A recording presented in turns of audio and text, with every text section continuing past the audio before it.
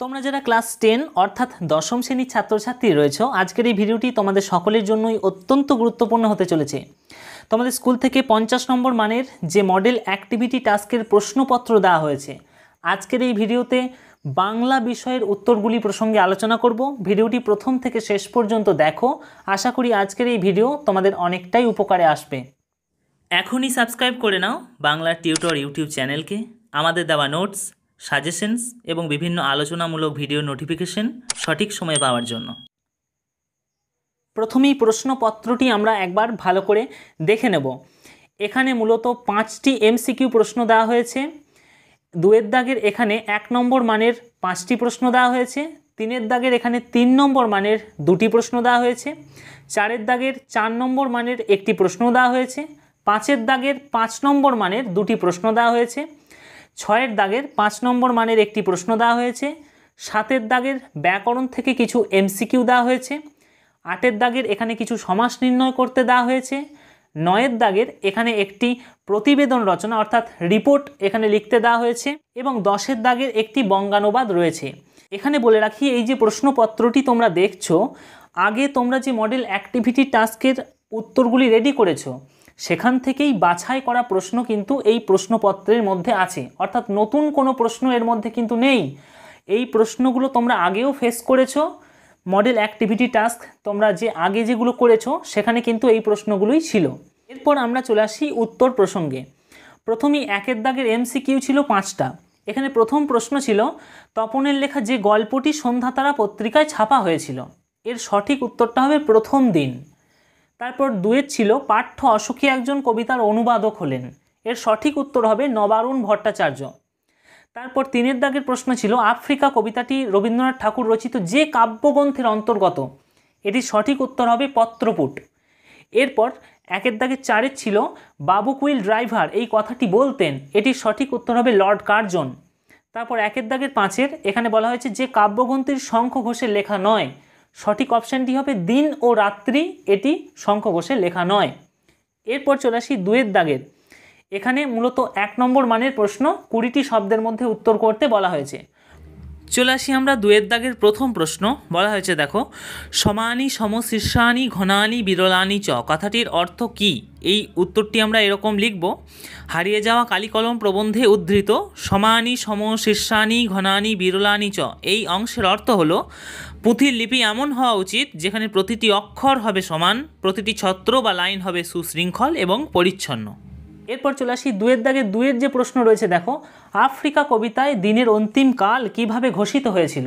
উত্তর হবে, আফ্রিকা কবিতায় দিনের অন্তিম কাল ঘোষিত হয়েছিল আফ্রিকায় আগত সাম্রাজ্যবাদীদের পৈশাচিক অত্যাচার, মানবতাকে ধ্বংস করা প্রভৃতি কার্যকলাপের দ্বারা তৈরি অমঙ্গলসূচক বা অশুভ ধ্বনির মাধ্যমে। এরপর চলে আসি 2-এর দাগে 3-এর যে প্রশ্ন। বলা হয়েছে, আয় আরও বেঁধে বেঁধে থাকি কবিতায় কবি পায়ে পায়ে হিমানির বাঁধ বলতে কি নির্দেশ করেছেন? এর উত্তর হবে, আয় আরও বেঁধে বেঁধে থাকি কবিতায় পায়ে পায়ে হিমানির বাঁধ বলতে জীবনে চলার পথে প্রতি মুহূর্তে চলে আসা শত বাধা প্রতিকূলতাকে কবি নির্দেশ করেছেন। কবি বোঝাতে চেয়েছেন যে কোনো মুহূর্তে জীবনের প্রতিকূলতা বরফ নির্মিত বাঁধের মতোই মানুষের চলার ক্ষমতাকে স্লথ নিস্তেজ করে দিতে পারে। চলে আসি 2-এর দাগে 4-এর যে প্রশ্ন করা হয়েছে, দেখো, মাভৈ মাভৈ এমন উচ্চারণের কারণ কি? এর উত্তর হবে, প্রলয়োল্লাস কবিতায় কবি কাজী নজরুল ইসলাম মাভৈ মাভৈ এই প্রতীকী শব্দের ব্যবহার করেছেন এই জগৎজোড়া প্রলয় তথা ধ্বংসাত্মক পরিস্থিতিতে দাঁড়িয়ে পরাধীন ভারতবাসীর মনে হতাশার মেঘ সরিয়ে সাহস নির্ভীকতা সঞ্চারের মধ্য দিয়ে অভয় বাণী শোনানোর জন্য। চলে আসি 2-এর দাগের 5-এর প্রশ্ন। বলা হয়েছে, দুজন বন্ধু নৌক আসার কথা ছিল, বন্ধুদের কোথা থেকে আসার কথা ছিল? উত্তর হবে, পথের দাবি গল্পে গিরিশ মহাপাত্র জানিয়েছে এনাজাং থেকে তার দুজন বন্ধু আসার কথা ছিল। এরপর আমরা চলে আসি 3-এর দাগের প্রশ্ন। মূলত 3 নম্বর মানের প্রশ্ন, 60টি শব্দের মধ্যে এর উত্তর প্রস্তুত করতে বলা হয়েছে। প্রথম প্রশ্ন বলা হয়েছে, তোরা সব জয়ধ্বনি কর। কার জয়ধ্বনি করতে কবির এই আহ্বান? কেন তার জয়ধ্বনি করতে হবে? প্রশ্ন কিন্তু এখানে ভেঙে প্রশ্ন আছে। লিখব আমরা উত্তরটি এইভাবে, উদ্ধৃত অংশটি কাজী নজরুল ইসলাম রচিত প্রলয়োল্লাস কবিতা থেকে গৃহীত হয়েছে। বাঁ দিকে পয়েন্ট করব উত্তরের প্রথম অংশ, লিখব, কালবৈশাখীর ঝড়ের মতো এসে পরাধীন ভারতবর্ষে স্বাধীনতার কেতন ওড়াতে পারবে এমন ক্ষমতা সম্পন্ন একদল নবাগত তরুণ স্বাধীনতা সংগ্রামীদের জন্য কবি সমগ্র পরাধীন ভারতবাসীকে জয়ধ্বনি করতে বলেছেন। এটা হবে সঠিক উত্তর। এরপর চলে আসি, বাঁদিকে পয়েন্ট করব উত্তরের দ্বিতীয় অংশ। লিখব, কবি দেখেছেন ইংরেজদের কবলে পরাধীন ভারতবর্ষ অন্যায়, অবিচার, বৈষম্য প্রভৃতি সামাজিক অসুন্দরে ভরে উঠেছে। এই সমস্ত পাপাচার সমাজ থেকে মুছে দেওয়ার ক্ষমতা প্রাচীনপন্থী স্বাধীনতা সংগ্রামীদের নেই। তাই কবি পরাধীন ভারতবর্ষের চোখে আশার বাণী হিসাবে তুলে ধরেছেন ভয়ঙ্কর ক্ষমতা সম্পন্ন একদল নবাগত তরুণ স্বাধীনতা সংগ্রামীদের স্বরূপ। কবি জানেন এই নবাগত স্বাধীনতা সংগ্রামীরাই একমাত্র পারবে ঝড়ের মতো এসে সমাজের যাবতীয় অসুন্দরকে ধ্বংস করে পুরাতন জরাজীর্ণ মনোভাবের মূলে কুঠারাঘাত করে ভারতবর্ষের পরাধীনতার লাঞ্ছনা মুছে দিয়ে স্বাধীনতার কেতন ওড়াতে। তাই কবি এই নবাগত স্বাধীনতা সংগ্রামীদের জন্য সমগ্র পরাধীন ভারতবাসীকে জয়ধ্বনি করতে বলেছেন। এটা হবে সঠিক উত্তর। এখন আমরা চলে আসি 3 দাগের 2 যে প্রশ্ন ছিল, খুবই গরিব মানুষ হরিদা, হরিদার পরিচয় দাও, তার দারিদ্র্যের ছবি বহুরূপী গল্পে কিভাবে প্রতিভাসিত হয়েছে। লিখব আমরা উত্তরটি এইভাবে, উর্ধিতাংশটি প্রখ্যাত কথা সাহিত্যিক সুবোধ ঘোষ রচিত বহুরূপী গল্প থেকে গৃহীত হয়েছে। ভেঙে প্রশ্ন ছিল, তাই বাঁদিকে পয়েন্ট করব হরিদার পরিচয়। লিখব, গল্প থেকে জানা যায় হরিদা পেশায় বহুরূপী, সংসারহীন, একা এক দরিদ্র মানুষ। এরপর আবার পয়েন্ট করব উত্তরের দ্বিতীয় অংশ। এখানে পয়েন্টটা হাইলাইট করতে ভুলে গেছি, তোমরা পয়েন্টটাকে ঠিকঠাক করে নিও। লিখব, গল্পে বহুরূপী হরিদার জীবিকার পাশাপাশি তার দরিদ্র কবলিত জীবনের এক নিদারুণ ছবি পাওয়া যায়। কি জানা যায়? ক, তার বসবাস শহরের সবচেয়ে সরু কোনো অখ্যাত গলির ভিতর ছোট্ট একটি ঘরে। খ, তার উনানের হাঁড়িতে অনেক সময় শুধু জলই ফোটে, ভাত জোটে না। গ, তার রোজগার 2 আনা 8 আনা কিংবা সর্বোচ্চ 8 টাকা 10 আনা এইটুকুর মধ্যেই সীমাবদ্ধ। এরপর চলে আসি 4 দাগের প্রশ্ন। বলা হয়েছে কম বেশি 125টি শব্দে উত্তর দিতে হবে। 4 নম্বর মানের প্রশ্ন, নাটক থেকে প্রশ্ন। এখানে প্রশ্নটি দিয়েছে, দেখো, মনে হয় ওর নিঃশ্বাসে বিষ, ওর দৃষ্টিতে আগুন, ওর অঙ্গ সঞ্চালনে ভূমিকম্প, ঊর্ধ্বতিটির আলোকে ঘসিটি বেগম এই চরিত্রের বৈশিষ্ট্য তুলে ধরো। উত্তরটি প্রস্তুত করব আমরা এভাবে। লিখব, সিরাজদৌল্লা নাট্যাংশে ঘসিটি বেগম স্বার্থান্বেষী, প্রতিহিংসা পরায়ণ, খল নারী চরিত্র হিসাবে উজ্জ্বল। বেগম লুৎফার প্রশ্নোত্থিত মন্তব্যকে সামনে রেখে ঘসিটি বেগমের চারিত্রিক বৈশিষ্ট্য চিত্রিত হয়। ক, লিখব, প্রতিহিংসা পরায়ণা নারী। এই পয়েন্টটাকে ধরে আমরা লিখব, ঘসিটি বেগমের মন প্রতিহিংসায় পরিপূর্ণ। পালিত পুত্রের বদলে সিরাজ সিংহাসনে বসায় তার স্বার্থ সিদ্ধি হয়নি, তাই সে অখুশি। সিরাজের বিরুদ্ধে সে তার হৃদয়ে জমিয়ে রেখেছে হিংসার দাবানল। খ, লিখব, স্বার্থপর দেশদ্রোহী নারী। লিখব, ঘসিটির মনোভাব দেশদ্রোহীর মতো অত্যন্ত কুটিল। সিরাজের সর্বনাশ এবং তার প্রতিহিংসা চরিতার্থ ছাড়া আর কিছুই সে ভাবতে পারে না। তাতে সমগ্র বাংলায় আগুন জ্বললেও সে খুশি। তাই সে বাংলার বৃহত্তর স্বার্থের কথা, সমগ্র দেশের কল্যাণ, সমস্ত কিছুকে দূরে সরিয়ে তার সংকীর্ণ স্বার্থকে চরিতার্থ করার জন্য সমগ্র বাংলার বিরুদ্ধে যে চক্রান্ত, তাতে লিপ্ত হয়েছে। এরপর পয়েন্ট করব গ, হৃদয়হীনা। লিখব, ঘসিটি বেগম হৃদয়হীনা।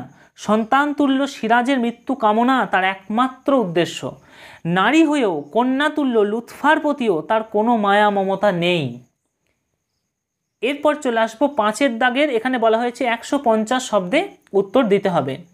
প্রশ্ন করা হয়েছে, দেখো, প্রশ্নটা এইভাবে করা হয়েছে, দস্যুরা কিভাবে আফ্রিকার ইতিহাসে চিরচিহ্ন এঁকে দিয়ে গিয়েছিল তা আফ্রিকা কবিতা অবলম্বনে আলোচনা করো। উত্তরটি লিখব আমরা এভাবে, রবীন্দ্রনাথ ছিলেন মানবতাবাদে দীক্ষিত কবি। যেখানেই তিনি মানবতার অবমাননা লক্ষ্য করতেন সেখানেই গর্জে উঠত তাঁর কলম।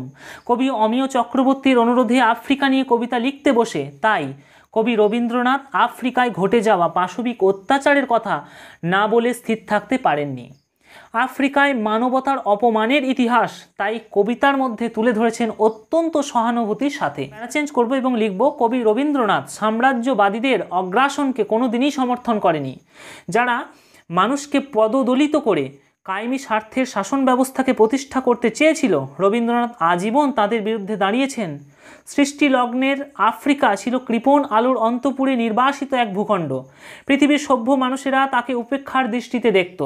তবু আফ্রিকা তার প্রতিবন্ধকতাগুলি জয় করে স্বতন্ত্র মহিমায় প্রতিষ্ঠিত হচ্ছিল। কিন্তু ইউরোপীয় বর্বর ঔপনিবেশিক শক্তিগুলির হিংস্র থাবা একদিন এসে পড়ল এই নিরীহ বঞ্চিত ভূভাগের উপর। কবির ভাষায় এখানে একটা কবিতার লাইন, এলো ওরা লোহার হাত করি নিয়ে। তারপর লিখব, স্বাধীন আফ্রিকা বন্দী হয়ে গেল আর তার নিরীহ মানুষগুলোর উপর নেমে এলো ঔপনিবেশিক প্রভুদের নির্মম অত্যাচার। এই ঔপনিবেশিক প্রভুদের হিংস্রতা ছিল বন্য নেকড়ের চেয়েও হিংস্র। তথাকথিত সভ্য মানুষেরা আফ্রিকার কালো মানুষদের বন্দি করে দাড়ি বাঁধা পশুর মতো নিয়ে এসেছিল নিজেদের দেশে। অত্যাচারিত মানুষের অশ্রু আর রক্তে মিশে আফ্রিকার মাটি সেই দিন হয়ে উঠেছিল কর্দমাক্ত। সেই কাদা দস্যু পায়ের কাঁটামারা জুতোর তলায় বিভৎসতা চিরচিহ্ন হয়ে বেঁধেছিল আফ্রিকা মায়ের হৃদয়ে। সন্তানদের অপমান দেখে সেদিন আফ্রিকা মায়ের মতোই কেঁদেছিল, অপমানের এই চিরচিহ্ন বুকের মধ্যে আগলে রেখে। এই হয়ে গেল এই প্রশ্নটির একটি সুন্দর উত্তর। এরপর চলে আসবো 5-এর দাগে 2-এর যে প্রশ্ন করা হয়েছে, বাবুজি এসব কথা বলার দুঃখ আছে, বক্তাকে কোন কথার পরিপ্রেক্ষিতে সে কথা বলেছে। উত্তরটি প্রস্তুত করব আমরা এভাবে, লিখব ঊর্ধ্বিতাংশটি প্রখ্যাত কথা সাহিত্যিক শরৎচন্দ্র চট্টোপাধ্যায় রচিত পথের দাবি নামাঙ্কিত গল্প থেকে গৃহীত হয়েছে। প্রথম পয়েন্ট করব উত্তরের প্রথম অংশ, লিখব ঊর্ধ্বিতাংশে উল্লিখিত মন্তব্যের বক্তা অপূর্বর বন্ধুপ্রতিম সহকর্মী রামদাস তলওয়ারকর। এরপর বাঁদিকে আবার পয়েন্ট করব, লিখব উত্তরের দ্বিতীয় অংশ, লিখব একদিন টিফিনের সময় অপূর্ব তার সহকর্মী বন্ধু রামদাস তলওয়ারকরকে পলিটিক্যাল সাসপেক্ট সব্যসাচী মল্লিককে গ্রেপ্তার করার নামে পুলিশের চরম আহাম্মকির এক গল্প শোনায়। সেই গল্পে উঠে আসে বিরাট মাপের পলিটিক্যাল সাসপেক্টকে ধরতে গিরিশ মহাপাত্রের মতো নিরীহ সাধারণ মানুষকে ধরে উৎপীড়ন করে পুলিশের চূড়ান্ত নির্বুদ্ধিতার পরিচয়। প্যারা চেঞ্জ করব, লিখব অপূর্ব জানায় এই পুলিশেরা তার নিজের আত্মীয় তথা বাংলার পুলিশ, তাই তাদের এই আহাম্মকের মতো কাণ্ড কারবার অত্যন্ত লজ্জাদায়ক। এই আহাম্মক পুলিশেরা তার অত্যন্ত আপনজন হলেও যাকে গ্রেপ্তার করার জন্য তারা উদ্গ্রীব সেই স্বাধীনতা সংগ্রামী তার কাছে অনেক বেশি আপন। কারণ যে মানুষটি তার সর্বশক্তি উজাড় করে এই পরাধীন ভারতবর্ষকে স্বাধীন করার জন্য উদ্গ্রীব সচেষ্ট, অপূর্বর কাছে তার সম্মান সব থেকে বেশি। অন্যদিকে ইংরেজদের চাটুকারিতা করে যে দেশজ পুলিশরা এই স্বাধীনতা সংগ্রামীদের গ্রেপ্তার করতে, ভারতের স্বাধীনতার সংগ্রামকে স্তব্ধ করতে বদ্ধপরিকর, তারা যত আপনই হোক না কেন অপূর্ব তাদেরকে সমর্থন করে না। প্যারা চেঞ্জ করবো এবং লিখব অপূর্বের মুখ থেকে এই কথার প্রসঙ্গ ধরেই রামদাস আলোচ্য উক্তিটি করে, বাবুজি এসব কথা বলার দুঃখ আছে। অর্থাৎ ইংরেজ শাসকদের কাছে রাজদ্রোহকে সমর্থন করা রাজদ্রোহীর অপরাধের সমান অপরাধ বলে বিবেচিত হতে পারে। অপূর্বের জীবনে দুঃখ ঘনিয়ে আসতে পারে। এরপর চলে আসি 6-এর দাগের প্রশ্ন। এখানেও 150টি শব্দে উত্তর দিতে বলা হয়েছে, অর্থাৎ 5 নম্বর মানের প্রশ্ন। প্রশ্নটি করা হয়েছে দেখো কোনি উপন্যাস থেকে। বলা হয়েছে, খিদ্দা এবার আমরা কি খাবো? ঊর্ধ্বিতাংশের আলোকে কোনির যন্ত্রণাবিদ্ধ জীবনযাত্রার পরিচয় দাও। উত্তরটি প্রস্তুত করব আমরা এভাবে, লিখব ঊর্ধ্বিতাংশটি প্রথিতযশা কথা সাহিত্যিক মতি নন্দী রচিত কোনি উপন্যাস থেকে গৃহীত হয়েছে। বাঁদিকে পয়েন্ট করব কোনির জীবনযাত্রা, লিখব উপন্যাসের শুরুতেই বারুণীর দিন গঙ্গায় আম কোড়ানোর মধ্যে দিয়ে আমরা কোনির দরিদ্রপীড়িত যন্ত্রণাক্লিষ্ট জীবনযাত্রার পরিচয় পাই। পরে একমাত্র রোজগেরে দাদার মৃত্যু যন্ত্রণাকে সামনে রেখে খিদ্দা এবার আমরা কি খাবো কোনির এই নিদারুণ আর্তনাদের মধ্য দিয়ে আরও স্পষ্ট হয়ে ওঠে কোনির জীবনযাত্রার উপাখ্যান। জানা যায়, পয়েন্ট করব ক, কোনিদের 7 ভাই বোনের এক বিরাট সংসার, সেখানে খেতে না পাওয়ার যন্ত্রণা নিত্যসঙ্গী। বাবা যক্ষায় মারা যাওয়ার পর কোনির বড় দাদা কমল সংসারের দায়িত্ব ধরেছিল। হঠাৎ করে তারও মৃত্যু হলে কোনিরা এখন চূড়ান্তভাবে আশ্রয়হীন, অভিভাবকহীন, নেই কোনো প্রকার খাদ্যের সংস্থান। খ, লিখব রোজকার দুবেলা খাওয়া কোনিদের হয়ে ওঠে না। কাঁচা লঙ্কা, কাঁচা পেঁয়াজ, ফ্যান, সামান্য ভাত আর তেঁতুল, এইটুকুই তাদের সংসারের 5টি প্রাণীর বাঁচার একমাত্র উপাদান। এরপর লিখব গ, তাদের জীবনযাত্রার মধ্যেও আছে নিদারুণ অভাবের ছাপ। বস্তির মধ্যে থকথকে নর্দমার পাশে কোনিদের ঘর, সেই ঘরে আছে একটিমাত্র তক্তপোষ, চিটচিটে কয়েকটা বালিশ, একটি ঘরেই থাকা খাওয়া, সংসারের যাবতীয় কাজকর্ম, অর্থাৎ বেঁচে থাকার ন্যূনতম আশ্রয়টুকু তাদের জীবনযাত্রায় নেই। এরপর পয়েন্ট করব ঘ, লিখব প্রত্যেক পদক্ষেপে অভাব ছিল কনিদের জীবনের চূড়ান্ত বাধা। এই বাধাই কনির দাদা কমলের সাঁতারু হবার স্বপ্নকে অকালেই পঙ্গু করে দিয়েছিল। কনির বাকি ভাই বোনের জীবনেও এভাবেই নেমে এসেছিল শিক্ষা দীক্ষা রুচিহীন নিদারুণ শৈশব। প্যারা চেঞ্জ করে লিখব এভাবেই ক্ষিতিশ সিংহের কাছে কনির চূড়ান্ত হাহাকারের মধ্য দিয়ে আশ্রয়হীন খাদ্য সংস্থানহীন এক নিদারুণ দারিদ্র্যপীড়িত জীবনযাত্রার পরিচয় পাওয়া যায়। এখন আমরা চলে আসবো 7 দাগের। এখানে বলা হয়েছে নির্দেশ অনুযায়ী উত্তর দাও। এখানে প্রথম বলা হয়েছে অনুসর্গ হলো এক প্রকার, সঠিক উত্তর হবে অব্যয়পদ। তারপর বলা হয়েছে বিভক্তি কখনোই লুপ্ত হয় না, সঠিক উত্তর হবে কর্মকারকে। তারপর বলা হয়েছে নির্দেশকের একটি উদাহরণ হলো, সঠিক উত্তর হবে গুলি, এটা হচ্ছে নির্দেশকের উদাহরণ। এরপর চলে আসি 8 দাগের। এখানে বলা হয়েছে ব্যাস বাক্য সহ সমাস নির্ণয় করো। প্রথম দেওয়া হয়েছে ভোজ্য বস্তু, এর ব্যাস বাক্য হবে ভোজের নিমিত্ত বস্তু, এটি হবে নিমিত্ত তৎপুরুষ সমাস। তারপর বলা হয়েছে পোশাক পরিচ্ছদ, এর ব্যাস বাক্য হবে পোশাক ও পরিচ্ছদ, এটি হবে সমার্থক দ্বন্দ্ব সমাস। তারপর বলা হয়েছে সন্ধ্যাহ্নিক, এর ব্যাস বাক্য হবে সন্ধ্যাকালীন আহান্নিক, এটি হবে মধ্যপদলোপী কর্মধারায় সমাস। এরপর চলে আসি 9 দাগের। এখানে বলা হয়েছে 150টি শব্দের মধ্যে একটি প্রতিবেদন অর্থাৎ রিপোর্ট লিখতে হবে। বিষয় দিয়ে দেওয়া হয়েছে লর্ডসের রুদ্ধশ্বাস জয় ভারতীয় ক্রিকেট দলের। আমরা লিখব এভাবে, প্রথমে একটা টাইটেল করে নেব লর্ডসের মাটিতে রুদ্ধশ্বাস জয় ভারতীয় ক্রিকেট দলের, এইভাবে একটা টাইটেল আমরা করব। তারপর আমরা বাঁদিকে লিখব নিজস্ব সংবাদদাতা, কমা দিয়ে লিখব 28 আগস্ট 2021 এবং কমা দিয়ে লিখব লর্ডস। এরপর আমরা লিখতে শুরু করব 2014 সালের স্মৃতিকে উস্কে দিয়ে 7 বছর পর ঐতিহ্যশালী লর্ডসের মাটিতে ইতিহাস গড়ল ভারতীয় ক্রিকেট দল। বিরাট কোহলির অধিনায়কত্বে ভারত অর্জন করল সেরার শিরোপা। এই জয় হয়ে উঠল 2023 বিশ্বকাপের প্রস্তুতি পর্ব। খেলাটি ছিল ভারত বনাম ইংল্যান্ডের মধ্যে টেস্ট সিরিজ। খেলা অনুষ্ঠিত হয়েছিল লর্ডসের মাটিতে। খেলাটি চলেছিল ধারাবাহিক 5টি ম্যাচে। শেষ দিন অর্থাৎ পঞ্চম দিনে ভারত বনাম ইংল্যান্ড টেস্ট ম্যাচে তৈরি হয়েছিল প্রবল উত্তেজনা। প্রথম ব্যাট করে ভারত ইংল্যান্ডের সামনে ছুড়ে দিয়েছিল 60 ওভারে 271 রানের টার্গেট।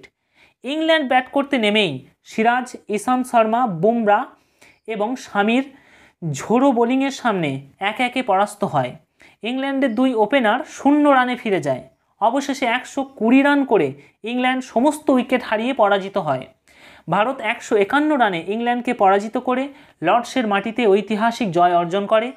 এই ম্যাচে সবচেয়ে গুরুত্বপূর্ণ হয়ে দাঁড়ায় শেষ দিনে মোহাম্মদ শামি এবং জসপ্রীত বুমরার 89 রানের পার্টনারশিপ।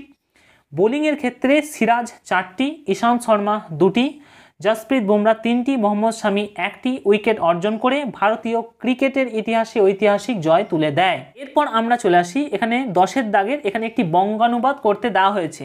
বলা হয়েছে home is the first school where the child learn his first lesson he sees here and being learned at home.